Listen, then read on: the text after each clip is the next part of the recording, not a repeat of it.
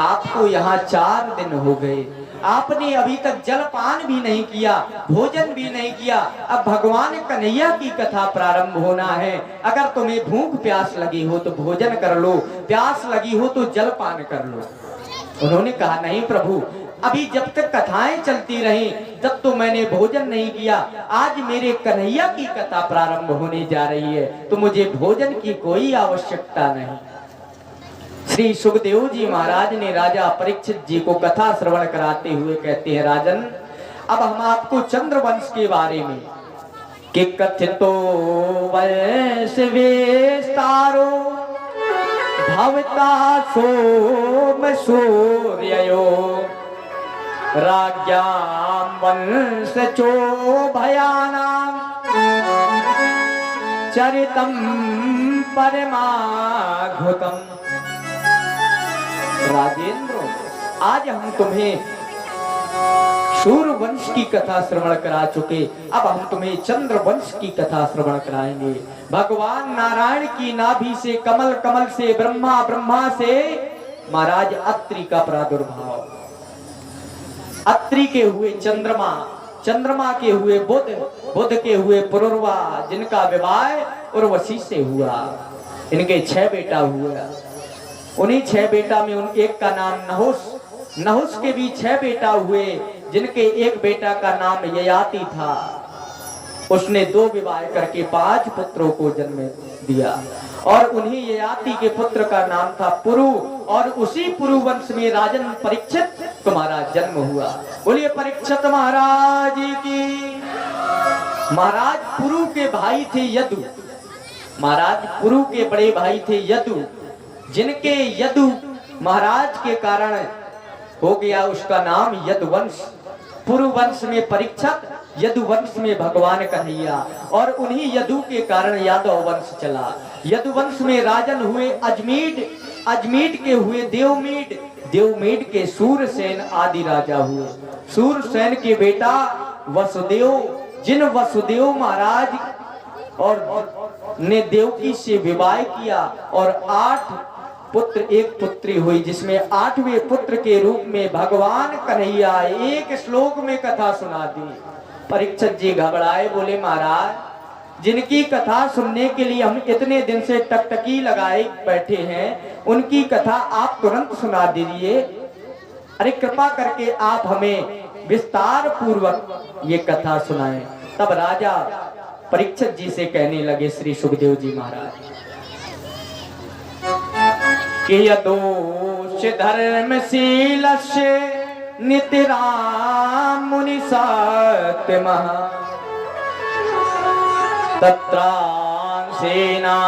तत्रांसेनावतेलस्य विष्णुवीर्याणि संसनः। बोले महाराज सुखदेव जी कहते हैं, राजन तुम्हारे दादाजी का संबंध है, तुम्हारा क्या संबंध? तुम्हारे पिता महामे समरे मरंजय देवव्रताध्यक्ष में मंगले। परीक्षित कहने लगे महाराज मैं आज अपने पूर्वजों की कथा सुनने को ही बैठा हूं, अनेक प्रकार से बता रहे हैं। यहाँ भगवान कहने लगे, भगवान श्री सुखदेव जी महाराज राजा परीक्षित जी को संकेत करते हुए कहते हैं कि मथुरा के राजा सूरसेन जी महाराज, इधर मथुरा के जब जिस समय मथुरा का राजा एक राजा कंस हुआ, और उस महाराज कंस की एक बहन थी देवकी, जिस बहन देवकी का विवाह वसुदेव जी के साथ में तय कर दिया, वसुदेव जी के साथ तय कर दिया। जिस समय वसुदेव जी महाराज के साथ माँ देवकी का विवाह तय हो गया, इधर वसुदेव जी महाराज स्वयं बारात लेकर के माँ देवकी की विदाई के कराने के लिए आ गए। महाराज कंस की इकलौती बहन सोचने लगी ये मेरी सबसे छोटी बहन है, मैं इसका विवाह बड़े धूमधाम से करूंगा। सबसे छोटी बहन धूमधाम से इसका विवाह करूंगा। महाराज कंस ने बड़े धूमधाम से माँ देवकी का विवाह किया और जिस समय विदाई का समय आया तो मानो कंस के भी नेत्रों से आंसू आने लगे। देवताओं ने सोचा कि ये इतना दुष्ट राजा कंस, जीवन में जिसने कभी पुण्य नहीं किया, आज इसके नेत्रों से आंसू। जरा पता किया जाए कि वास्तव में विदाई के समय चाहे जितना बड़ा कठोर से कठोर हृदय क्यों ना हो, उसके भी नेत्रों से आंसू आने लगते हैं। आज माँ देवकी की जब जिस समय विदाई हो रही है तो मानो पूरे मथुरा वासी रो रहे हैं। केवल कंस ही नहीं, पूरे मथुरा वाले रो रहे हैं। जैसे माँ जानकी की विदाई के समय में पूरी जनकपुरी के लोग रो रहे हैं, क्योंकि बेटी का जीवन ऐसा होता है कि बेटी का जन्म तो पिता के यहाँ होता है, लेकिन जिस समय बेटी ससुराल जाती है तो माता पिता को असहनीय कष्ट होता है कि जिस बेटी को हमने बचपन से रखा, आज उसी बेटी को पराए घर जाना है। अरे बेटी के साथ तो इतना बड़ा अन्याय हो रहा है कि अगर बेटी का घर में जन्म होता है तो लोग कहते हैं ये पराया धन है। कहते हैं ना, बेटी का जन्म हुआ तो लोग कह देते हैं कि ये पराया धन है।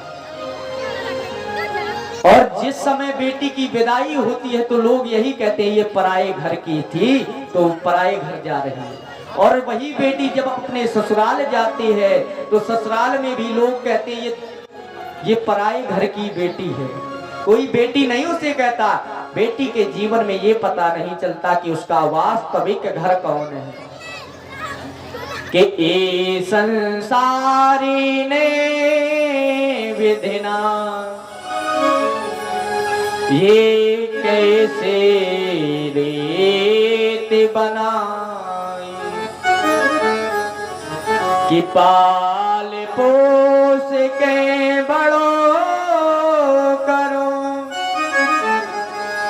ये बिटिया भई पराई। बेटी को भी पराया धन समझकर त्याग देते हैं लोग। इधर माँ देवकी की जिस समय विदाई, सब लोग अश्रुपात होकर रहे हैं। तो देवताओं ने देखा कि महाराज कंस भी रो रहे हैं। कंस इतना धर्मात्मा हो जाएगा, रोने लगेगा तो भला भगवान का अवतार कैसे होगा। तो देवताओं ने आकाशवाणी कर दी कि अस्यास्तवाष्टमो गर्भो हंतायाम वैसे बुधा। अरे अज्ञानी कंस, जिस बहन का तू विवाह इतने भावुक होके कर रहा है, वही देवकी का लाल तेरा काल बनेगा। अब जो ये शब्द सुना तो महाराज कंस का सारा प्रेम गायब। एक क्षण में तलवार निकाल ली, देवकी के केश पकड़कर रथ के नीचे पटक दिया कि भगनिम हंतुमारब्धा खंगे पाड़े कचे ग्रहे। सारी प्रजा समझ गई कि अरे राम राम, ये सच में दुष्ट है। एक मिनट में इसकी सारी क्रियाएं बदल गई। दुष्टों की प्रीत पानी की लकीर की तरह होती है। जो दुष्ट होते हैं ना, उनका प्रेम पानी की लकीर की तरह कि क्षण में पानी में लहरें आने लगती हैं, वही लहरें उसी पानी में आगे चल करके समाप्त हो जाते हैं। पग पग में दुष्ट रूप बदलते देखे हैं। देवकी को मारने के लिए प्रयत्नशील हुआ, हाथ पकड़ लिए वसुदेव जी महाराज। अरे महाराज, कंस क्या कर रहे हैं? यही धर्म होना चाहिए, पति का धर्म होना चाहिए कि अपनी पत्नी की रक्षा करें। अच्छा, पति ही क्यों कहा जाता? क्योंकि पाति रक्षति, यानी जो हर समय अपनी पत्नी की रक्षा करे वही पति है। तो हाथ पकड़कर महाराज वसुदेव ने विवेक से काम लिया, कंस को समझाया, महाराज अरे चारों तरफ आपकी वीरता का डंका बज रहा। सा कथम भग्नि हन्यात्, पर आप इतने बड़े वीर होकर अपनी बहन को मार देंगे। अरे ये केवल स्त्री नहीं है, ये आपकी बहन भी है महाराज।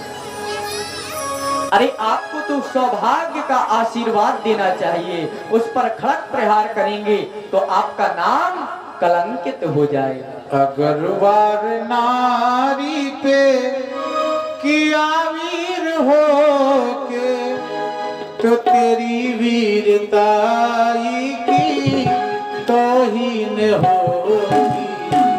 अगर वार नारी पे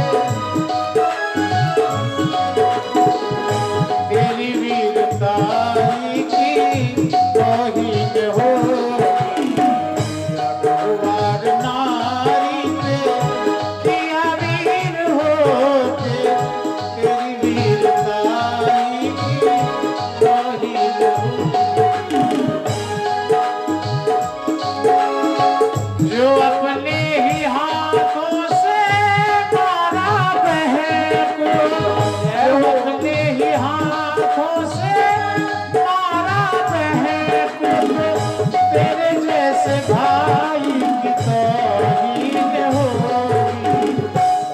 वार नारी पे किया वीर हो के तेरी वीरताई की तौहीन होगी।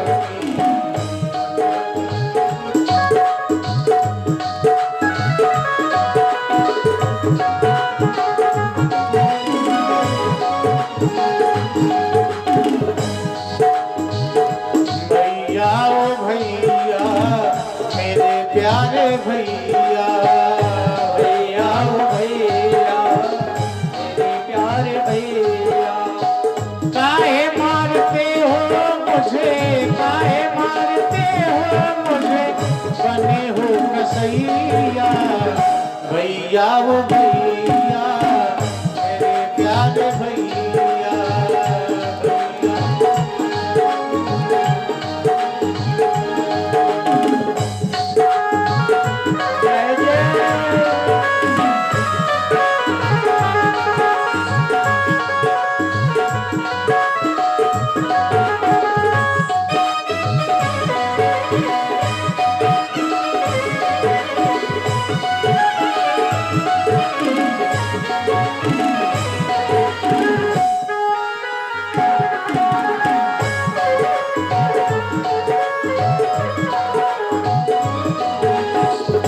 बचपन में तेरे संग में मैं खेली, बचपन में कभी नहीं ना तुझसे अकेली, कभी नहीं ना भैया तुझसे। काहे मारते हो मुझे, जय हो मारते हो मुझे राखी के बंधैया। भैया वो भैया मेरे प्यारे भैया, भैया वो भैया मेरे प्यारे भैया।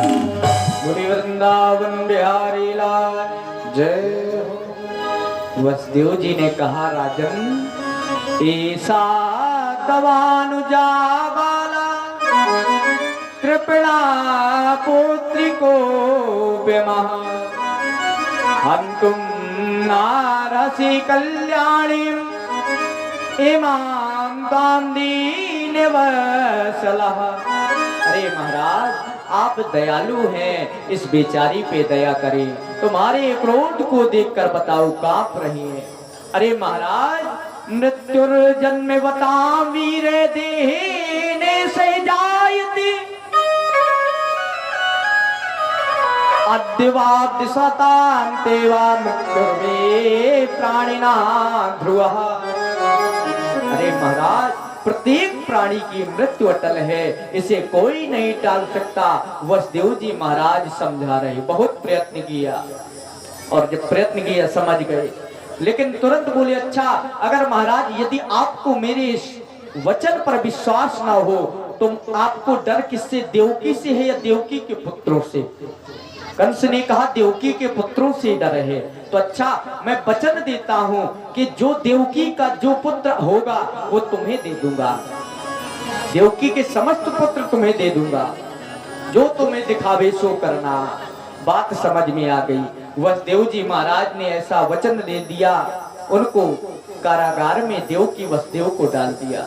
इधर देवकी वसुदेव को कारागार में डाला। कालांतर में एक संतान का जन्म हुआ, एक पुत्र का जन्म हुआ उसी कारागार में। और जब पुत्र का जन्म हुआ तो वसुदेव जी अपनी प्रतिज्ञा के प्रभु महाराज कंस को संतान, महाराज कंस को वो संतान देने के लिए चल दिए। कंस ने देखा कि वाह वसुदेव जी आप अपने वाणी के, अपने वचन के सत्यवादी हैं। अरे मेरा पहला पुत्र नहीं काल 8वां है, तुम इसको ले जाइए। लौटा दिया। इधर नारद जी आए, अष्टदल कमल दिखाया। उन्होंने कहा अरे कंस क्या कर रहा है? अरे पहली जब इसकी कमल की पंखुड़ी 8वीं हो सकती है, 8वीं भी पहली हो सकती है, तो क्या 8वां पुत्र पहला नहीं हो सकता? हो सकता है। तो फिर बुलाया। महाराज कंस ने उस संतान को मार दिया। धीरे धीरे करके 6 पुत्रों को समाप्त कर दिया। 7वें पुत्र के रूप में स्वयं भगवान लक्ष्मण जी को आना है, शेषावतार बलराम के रूप में आना है। योग माया को आदेश दिया कि जाओ इस गर्भ को खींच करके रोहिणी के गर्भ में प्रवेश करा दो। महाराज कंस को पता चला देवकी के 7म गर्भ का गर्भपात हो गया। आया 8म का समय। महाराज कंस ने हथकड़ी बेड़ी डलवा दी, पहरेदार बढ़वा दिए और सभी पहरेदारों को चौकन्ना कर दिया कि अब तुम्हें सावधान होकर रहना है। तुरंत ही जैसे ही हथकड़ी बेड़ियां सब बढ़ गई। समय काला परम शोभनम, सुंदर समय आ गया। जब सुंदर समय आया तो उसी समय अच्छा मानो समय भी शोभित बन करके आया, काल भी परम सुंदर बन के आया। कैसा समय था? भादों का महीना था, कृष्ण पक्ष, अष्टमी तिथि, बुधवार का दिन, रोहिणी नक्षत्र, हर्षण योग, बबकरण और मध्य रात्रि के ठीक 12 बजे उस समय भगवान अचानक से वसुदेव देवकी के सन्मुख चतुर्भुज रूप नारायण रूप में प्रकट हो गई। अद्भुत बाल छवि को देख करके, उस छवि को देखकर वसुदेव देव की स्तुति करने लगे कि तमाद्भुतम बालक में दीक्षणम और चतुर्भुजम शंख गदायुधाधरम। वसुदेव जी ने कहा प्रभु मैं पहचान गया कि आप साक्षात नारायण हैं, और नारायण हैं तो आप कृपा करके नारायण ही ना बनाए रहें। अरे आप माया के वशीभूत हमें ना करें, आप पुत्र रूप में आए। नारायण ने कहा हम जरूर पुत्र रूप में आएंगे, लेकिन जब हम पुत्र रूप में आ जाएं तो हमें गोकुल में छोड़ देना और वहां से एक कन्या आपको मिलेगी, उस कन्या को ले आना। तुरंत ही भगवान नारायण की सुंदर वंदना करी उन्होंने। नारायण का स्वागत करते हैं सभी कि स्वागतम कृष्णा शरणागतम गाहे कृष्णा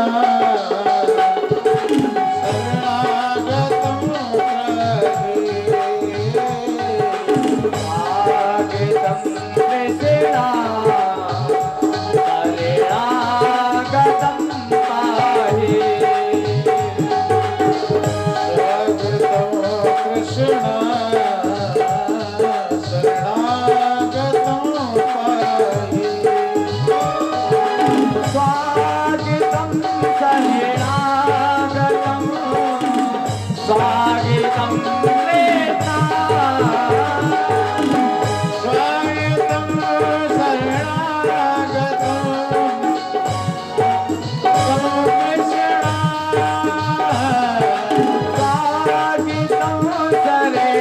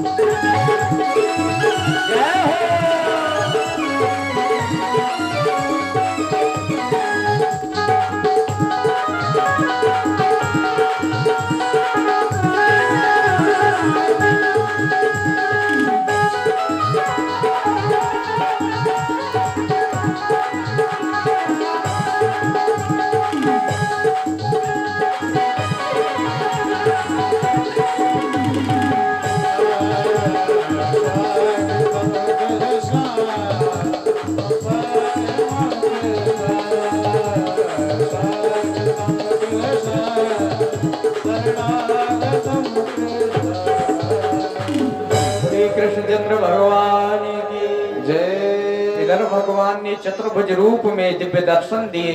फिर इसके बाद भगवान जिस समय बाल रूप में आए तो वह इधर वसुदेव जी महाराज ने सूप में रखकर जब भगवान बाल रूप में आ गए तो हथकड़ी बेड़ी खुल गई। क्योंकि जब तक भगवान अगर आपके पास नहीं है तब तक ये संसार की माया आपको प्रभावित करती है। जब स्वयं नारायण आपके पास में आ जाए तो दुनिया की माया आपका कुछ नहीं बिगाड़ सकती। सभी पहरेदार सो गए, दरवाजे सब खुल गए और इधर वसुदेव जी महाराज ने छोटे बाल रूप में कन्हैया को ले जाकर के गोकुल में जिस समय पहुंचाने के लिए मंद मंद हवा चल रही है,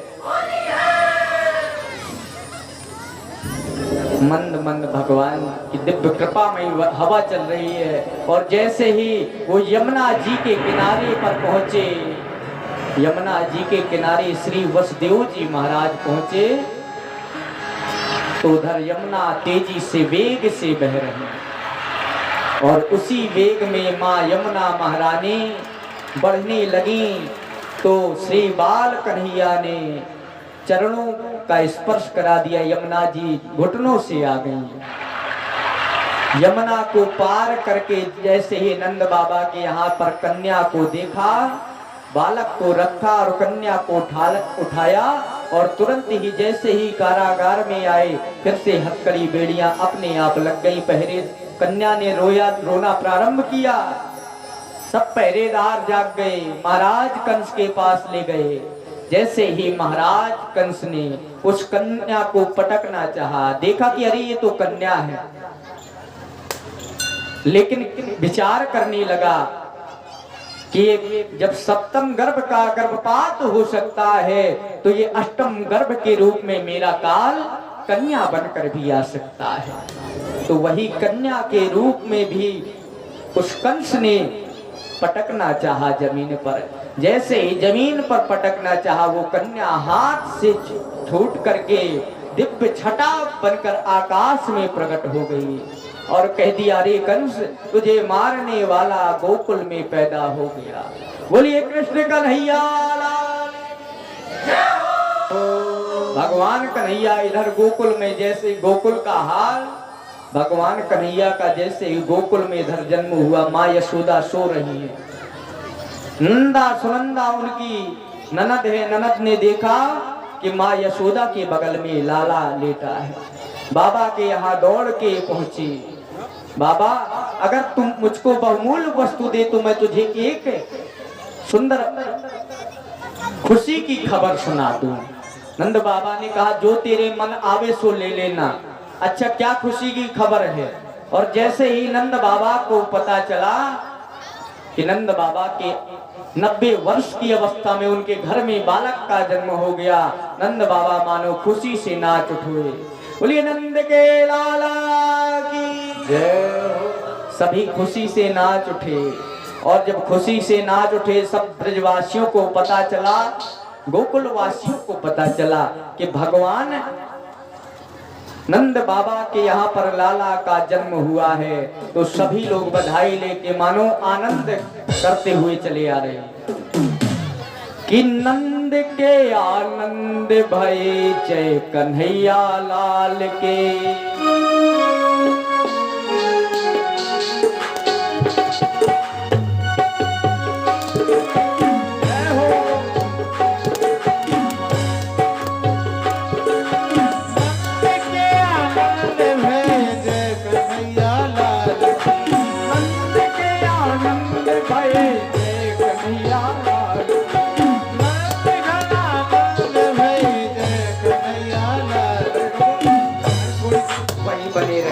व्यासपीठ से कहाँ चले जाएंगे भाई, अपने स्थान पे ही खड़े हो जाना चाहिए। कम से कम यजमान की बैठने के लिए जगह तो मैया बचा देती। जय कन्हैया लाल की जय, जय कन्हैया लाल की जय, कन्हैया लाल की जय हो गोपाल की, जय कन्हैया लाल की जय हो गोपाल की, जय कन्हैया लाल की जय हो गोपाल की। नंद के आनंद भये जय कन्हैया लाल की, नंद के आनंद भये जय कन्हैया लाल की, नंद घर आनंद भये जय कन्हैया लाल की, नंद घर आनंद भये जय हो नंद लाल की। हाथी दीने घोड़ा दीने और दीनी पालकी, हाथी दीनी घोड़ा दीने और दीनी पालकी, हाथी दीने घोड़ा दीने और दीनी पालकी, हाथी दीने घोड़ा दीने और दीनी पालकी। नंद के आनंद भये जय कन्हैया लाल की, नंद के आनंद भये जय कन्हैया लाल की। आज मैया यशोदा के द्वार कन्हैया बाज रही, आज मैया यशोदा के द्वार कन्हैया